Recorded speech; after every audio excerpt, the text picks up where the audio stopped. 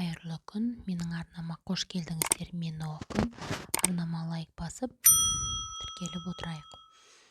Бүгін біздің әңгімеміз «Әкем дөкей бәрін қатырамын». Лауазымды қызметкердің қызы осылай деп көпшілікті алдап соққан. Өзі тұратын пәтерді сатып жіберіп, сатып алған адамның қайта жалға алған екен. Аға тұтынып жақын араласатын таныс ағайын бар еді. Біраздан бері денсаулығы болмай жүрген, инфаркт алып ауруханаға түсіпті дегенді естіп, жағдайын сұрамақ болып ауруханаға бардым. Ағайым қан сөлсіз төсегінде жатыр екен.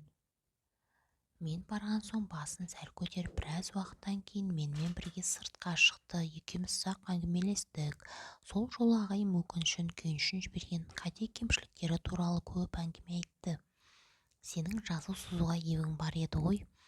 Мына әңгімемді жазшы деп, бәлкім бұл біреулерге сабақ болар деп өтініш жасаған соң мұқият тыңдап жазып назарларыңызға ұсынып отырмыз. Тегінде адамға ұстаз ғой, бір-біріне болмаса екіншісі сабақ аласын. Сондықтан ағайымның жіберген қателігі өзгелерге де ой салар деген ниеттеміз. Менің ең үлкен қателігім қызымның айтқанына еріп, оның күйеуін ажыратып алғаным болды, деді ол кісі. Ол баста дұрыс таңдау жасамады. Сүйем-күйем деп оқымаған, тұрмыс жағдайы нашарлау отбасының жігітіне тұрмысқа шықты. Өзімнің қызметім облыста азды-көпті танымал атым бар. Сөйте тұра сөзімді тыңдамай тұрмысқа шығып кете барғаны арқама аяздай батты. Дегенмен іштей апатамызды бердік қой.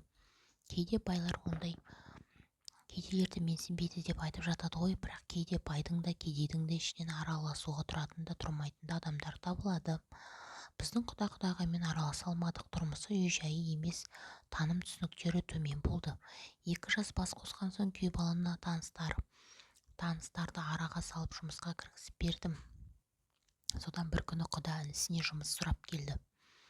Оны да өйтіп орналастырдық. Bir күні құдағайдың сіңлісін алып келіпті. Бұл жолда бетін қайтаруға ұялдым. Бірақ құданың араны ашылып кеткен бе, апта сайын біреуді сүйреп әкелуді әдетке айналдырып алды. Ақырында бізбен туған-туысыңызға жұмыс табу үшін құда болған сияқтысыз ғой.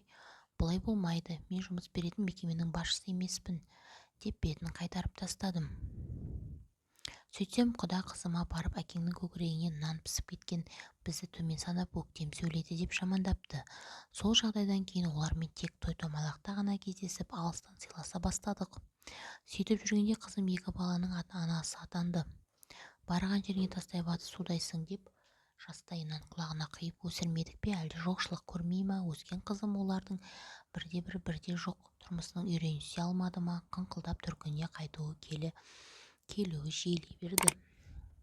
Күйеуім анау-мынау деп жамандай берген соң бізде не дейміз? Шындап ажырасқан келсе сотқа арыз бер, қайтеміз дестік. Бірақ бұл әйелім екеумізге оңай тимеді. Қаншама дегенмен елдің көзі сөзі бар ғой. Қолда кіші ұл мен келінім тұрады.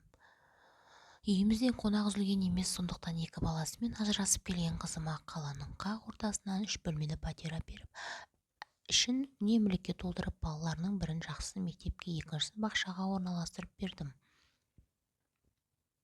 Жұмыс істегім келеді деп еді, 2 балаңды үйірмелерге апарып, мектебіңе тасы, ақша жағын уайымдама деп отырғызып қойдым. Өзім апта сайын үйіне барып, керек-жарағын әперіп, бала-шағасына ақшамды ұстатып кетемін. Бір сөзбен айтқанда, ештеңеден таршылық көрген жоқ. Бірақ жұмыстың жоқтығы, тамақтың тоқтығы адам баласын аздырады екен ғой. Айналысатын ісі жоқ. Қызым өзінен 3 жас кіші жігітпен көңіл жарастырыпты. Кейін оны үйіне кіргізіп алған. Мен одан хабарым жоқ. Папа ақша керек еді десе, картасына сала салам. Сөйтсем, әлгі оңбағанға сауынды сиыр болған екен ғой. Екеуміз бизнес бастаймыз деп басын айналдырып үйді сатқызыпты. Сөйтіп үйді сатып алған адамнан қайтадан жалға алған. Пәтердің ақшасын түгелімен әлгі жігіттің қолына ұстатыпты. Қытайдан тауар тасимыз, оптым өткіземіз деп өтірікті соғып, ақыр аяғында ізін суытқан. Қызыма ренжіп күйетінім осы жағдайда маған айтып, дер кезінде көмек сұраса болды ғой. Ауыл керісінше бір өтірікті екіншісімен жамамақ болған. Әкемнің аты пәленше, ол мынандай қызметте істейді деп біреулерді жұмысқа кіргізетін болып, біреулерге мүгедектікті тағайындатып беретінін айтып, енді біріне жер үй пәтер алуға көмектесетінін айтып, ақша жинап алыпты. Оны қайдан жұмсағанын айтпайды. Сұрасақ тілін жұтып қойғандай. Ақыр аяғында қызыма ақша беріп алданып қалған кабинетіме келе бастады. Менің ондай қызым жоқ, түтіп жейсіңдер ме деп асып қоясыңдар ма, сотқа бересіңдер ме, өздерің біліңдер деп, мен сендерден ақша алмадым деп әрең құтылдым. Осылай деп айтуын айттым-ау, бірақ іштен шыққан шұбар жыланның тағдырына бәрібір алаңдайсың ғой. Әлгі адамдар жиналып қызымның үстінен сотқа арыз тастапты. Оны естігенде жүрегім ұстап, қан қысымым көтеріліп, ауруханадан бір шықтым ғой. Ағай сөйтіп әңгіме арасында қызының еркелігін тыймай, күйеуінен ажыратып алмағанда осы проблеманың бірі де болмас па еді дегенге келтірді. Ол кісіге не деп жауап қайтарымды білмей қалдым. Бірақ кейін ойлана келе, шыққан қыз шиден тысқары деп бекер айтылмаса керек. Күйеуге шыққан қызға не көрсең де барған үйіңмен бірге көр деп, оның өміріне араласпағанда дұрыс-ау деп ойға келдім. Әрине, енді күйеу ұрып соғып күнде қырғын салып жатса, оның жөні бөлек қой. Ал сіздің пікіріңіз қандай? Ой бөлісе отырыңыз, құрметті менің оқырмандарым. Айтпақшы, осы оқиғаны жазып жатқан әлгі ағайдан хабар келді.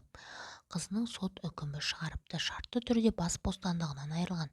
Бәлкім оған бұл жағдай сабақ болған шығар. Солай болар деп үміттенейік. Иә, құрметті менің оқырмандарым. Сондай әртүрлі жағдайлар адам басынан өтіп жатады екен өмірде. Әр өз ісіне адал болғанға не жетсін? Өтірік айтпай шын өмір сүргенге не жетсін? Арнама лайк басып тіркеліп отыруды ұмытпайық. Келесі кездескенше әңгімеміз сау саламатта болайық.